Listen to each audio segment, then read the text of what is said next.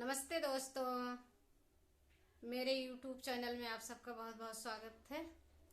मैं एक नाच गीत सुनाने जा रही हूँ। जैसे लगे कमेंट करके ज़रूर बताना। कच्चे अनार बिचे दाना, बलम सुगना बन के आना। कच्चे अनार बिचे दाना, बलम सुगना बन के आना।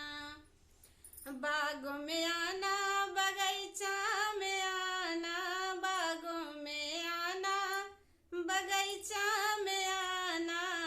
निमुला पे शोर मचाना, बलम सुगना बन के आना। निमुला पे शोर मचाना, बलम सुगना बन के आना। कच्चे अनार बिचे दाना, बलम सुगना बन के आना।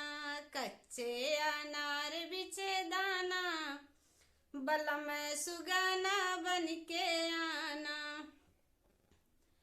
तारा पे आना, इनारा पे आना, तारा पे आना, इनारा पे आना। घटों पे शोर मचाना, बलम सुगना बन के आना। घटवा पे शोर मचाना, बलम सुगना बन के आना। कच्चे अनार बिचे दाना, बलम सुगना बन के आना। कच्चे अनार बिचे दाना, बलम सुगना बन के आना। महलों पे आना, दो महलों पे आना, महलों पे आना, दो महलों पे आना। खिड़की पे शोर मचाना, बलम सुगना बन के आना। खिड़की पे शोर मचाना, बलम सुगना बन के आना। कच्चे अनार बिचे दाना, बलम सुगना बन के आना।